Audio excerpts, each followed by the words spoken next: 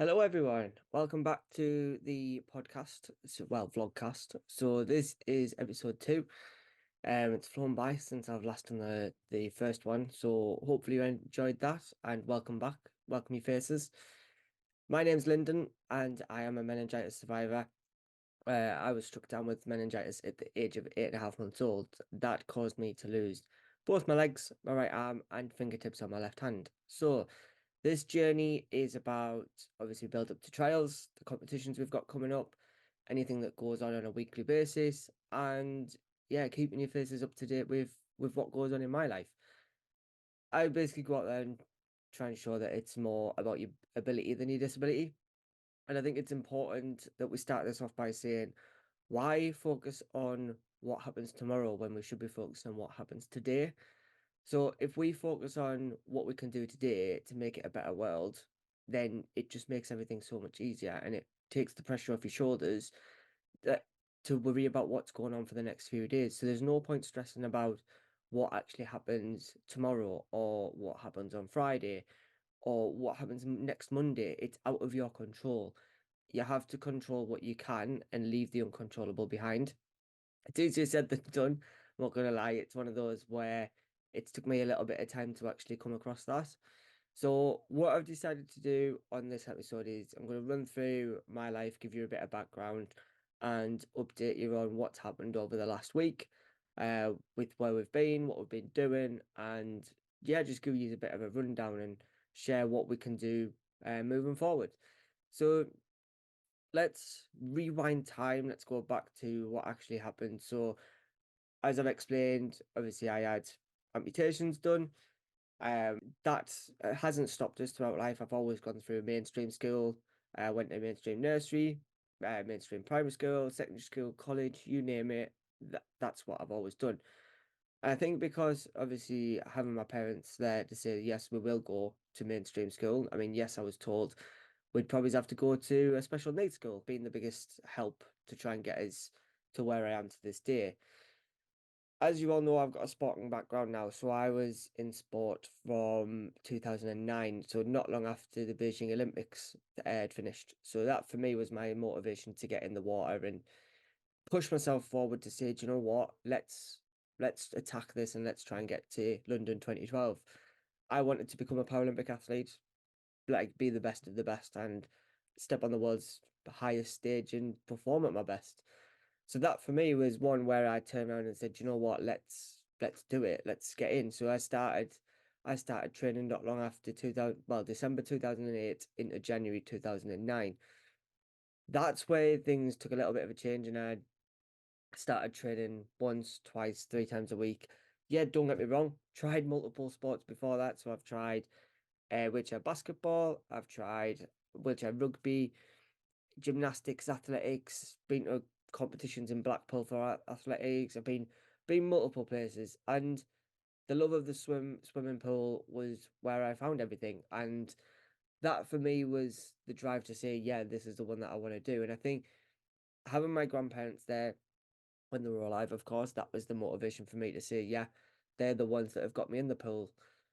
My my granddad, he basically started to get me in the water from a young age, so from the age of 1, 2 year old, and that's when I decided to push things on. And he was the one that got me out my armbands. Yeah, it's an easy route when you think, oh my god, I'm in armbands, and that's probably where I'll be. But you don't think how hard it is to actually swim without that, or even just the fear of getting out of the shallow end. It is difficult. It's extremely mindsetting to get it right. The biggest thing was that we started in the shallow end, and you start doing widths of the pool. Once you feel confident, you then switch doing lengths. You then start and go probably like halfway, which is what I did, and then start doing the full length.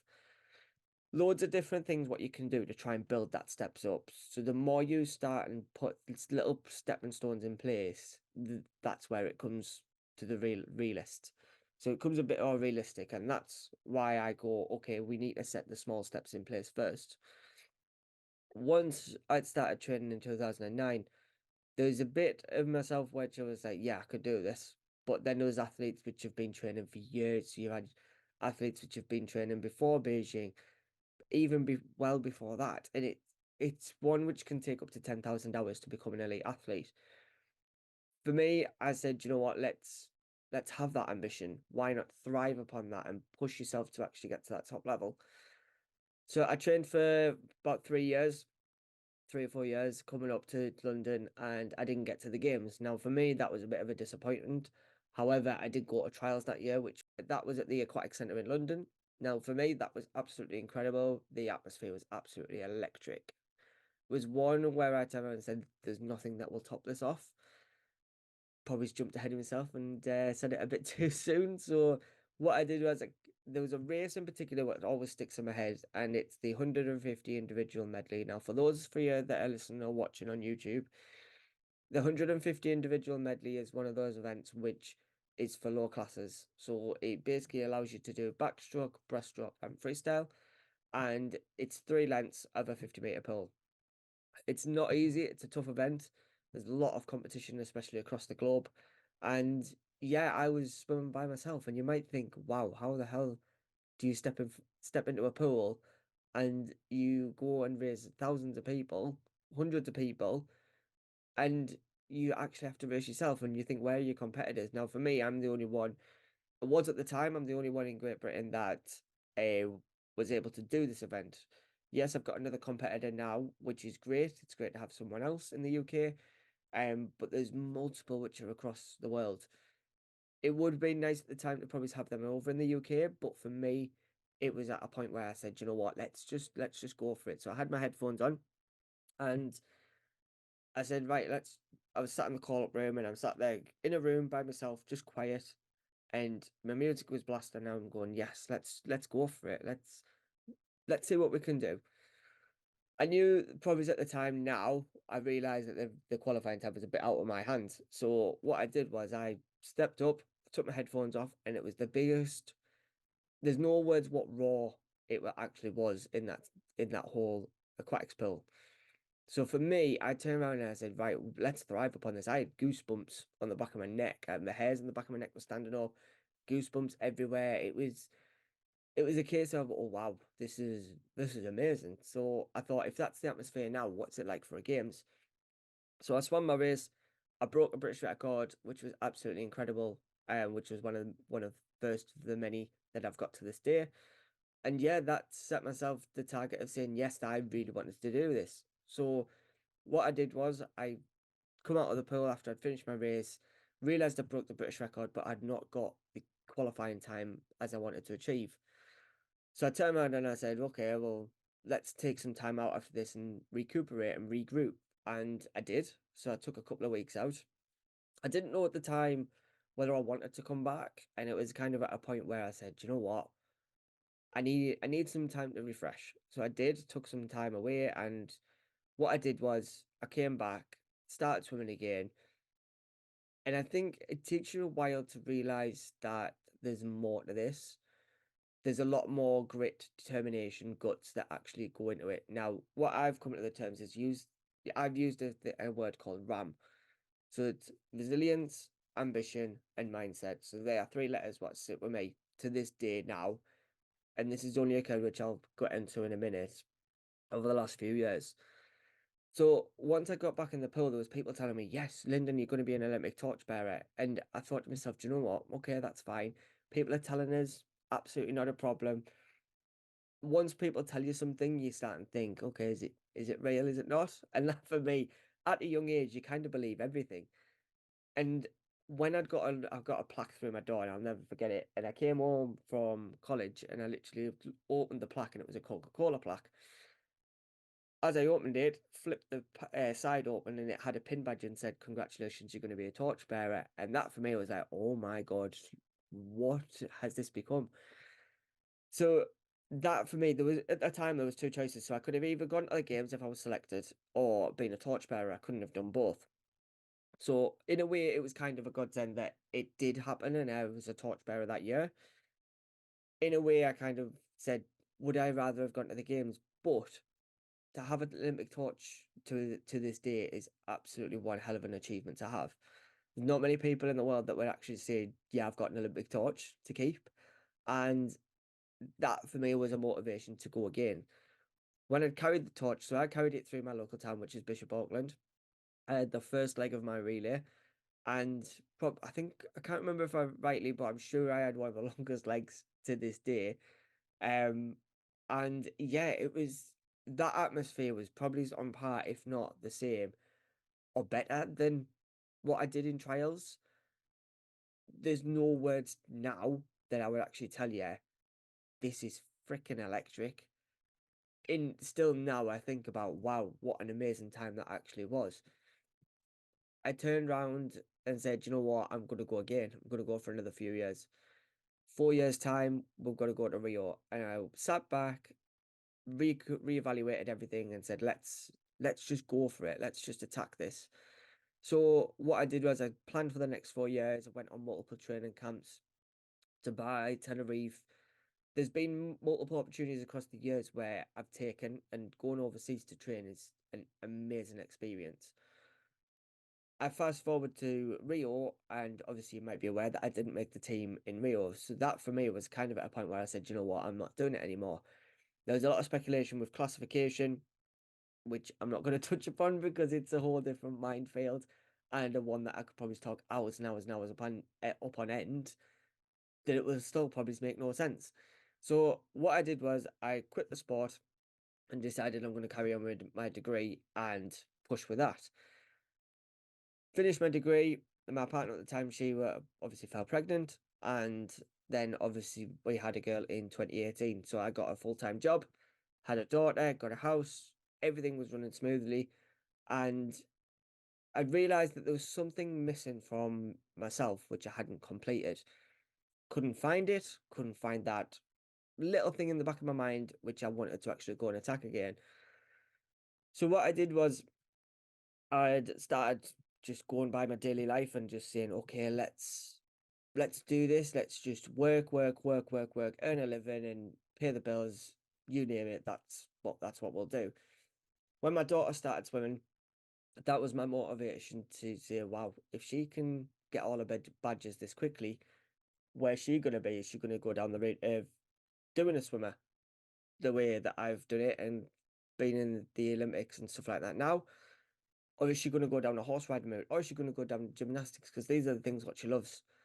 And yeah, it's one of those now where if if she hadn't come along, probably I wouldn't have found where I'm at to this day. Now, what I will say is that it's been a hell of a roller coaster along the ride, and a one that I wouldn't change. I've learned a lot. There's been a lot of changes that have been made over the years, and a lot I've learned in myself. But what I will say is that there's a lot that goes on in the water that it drives you to be that better person. And when it comes down to actually doing it is one thing, but actually doing the work day in, day out and having that consistency to keep going, that's a whole different ball game. So when I got back in the water, I was obese. I was 65 kilos, overweight, struggling. Like I just couldn't do anything. And that's why I said there's changes that need to be made.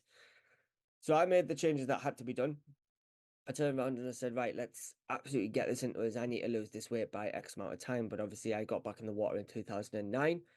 Pandemic hit in 2020, and that shut down all the pools. So I had to then go and train in the sea, in rivers, everything to try and obviously get to where we wanted to be. Then it was announced that Tokyo was going to be postponed until 2021. So this was in August that it was going to go forward till. And it gave me that extra bit of time to say, right, we've got a little bit more time now to prep to where we want to be.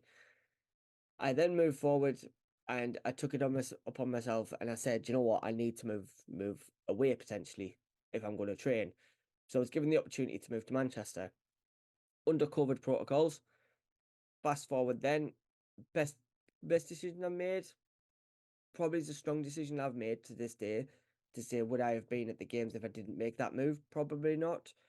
But a one that I wouldn't change and I've learned a lot from that. There's a lot that's happened from that point, and I got to the games, um, made a final. Making a final was the strongest thing I could have done out there. And yes, I went for experience. Yes, it still got to a games, and I achieved the goal what I wanted to achieve. And I just wanted to say that it's about never giving up. Never give up on what you're chasing because it can succeed. You've got to have failures and setbacks along the way, but they are what makes you stronger. They are the ones that push you to that next level. For me, that that was my thrive and say, yes, I'm going to carry on going. I'm going to go for Paris in 2024, which obviously we're nearly at that point now, and it's scary to think that. But yeah, that I've also been to World Championships, which was the following year in Madeira. So to do those things and come back from a sport where I didn't have a cat and hell chance, to now being at the stage where I'm like, yeah, do you know what? I've been to Olympic Games, I've been to World Championships. Let's go and do it again. Obviously, who knows what's going to happen after Paris? No one knows at the minute. But there's a lot of decisions which will come down to that. I've learned a lot. There's been a lot of drive with that, and that's a little bit of history about myself. Over the last few years, I've done a lot of work around mindset. So with psychologists, I've also done a lot of work with lifestyle, which I will also share with you faces on this podcast. So if there's any questions that you've got, just let me know. Drop a comment in the box below, and I'm happy to answer them or even do a video on them, and that's absolutely not a problem. Over the years, from what I've learned, this is why I've built this platform now to try and share that experience with you and push it to that next level. So what I'm going to do is probably bring them along the podcast at some point, vlogcast, whatever you want to call it, I don't mind. Okay.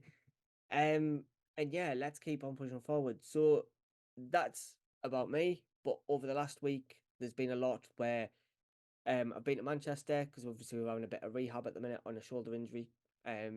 Nothing major. We can still power through and get through sessions, but that's something I'll touch on to a later date. We've also been to Peterborough as well. I had my little girl over the weekend, and I had to go to Peterborough. So yeah, the Peterborough trip, that was for the Down syndrome swimming camp. So them guys were absolutely phenomenal, sharing my story, having them listening, showing them that it's about never giving up and having a mindset that drives you to that next level. Setting yourself a map. I also use a map. You might be thinking, why do you use a map? I don't mean as in get your AA route planner out or whatever you want to do. That's not what I mean. It's having a map in life to say I want to get from point A to point B to point C. How you get to them steps and complete them. So set yourself goals. So you might say, my goal for the next 5 years is 4 years is to get to an Olympic Games or to have a successful business. That's about setting yourself them goals to get you to that level. So that's where I use the mindset of maps as well. So mindset, attitude, positivity, and strength. There's a load of different combinations, and I'll talk about theories along the way, but RAM and maps are the two what stick with me a lot of the time. So yeah, there's obviously a lot been happening, and then obviously I'll fill you in next week on what's been going on this week. So a lot of meters go not where I should be meters wise, but we're still ticking over and having the maintenance fail at the moment. So that's all for this week. Let me know what else you want to see. If you like listening to these, leave a like rating, subscribe to the channel, and turn on the notification bell to be notified when the next episode goes out. And I hope you enjoyed. And yeah, let's hopefully fast forward as quick as possible to trials and keep you updated with what goes on there. Stay up to date on socials. So if you want to follow me, the links will be in description below. I've got Instagram, Twitter, X, better not call it Twitter, God. Facebook page, which is The Life of Lyndon, and TikTok. So loads of different things going on. Stay up to date, and we'll catch you in the next one. But for now, adios.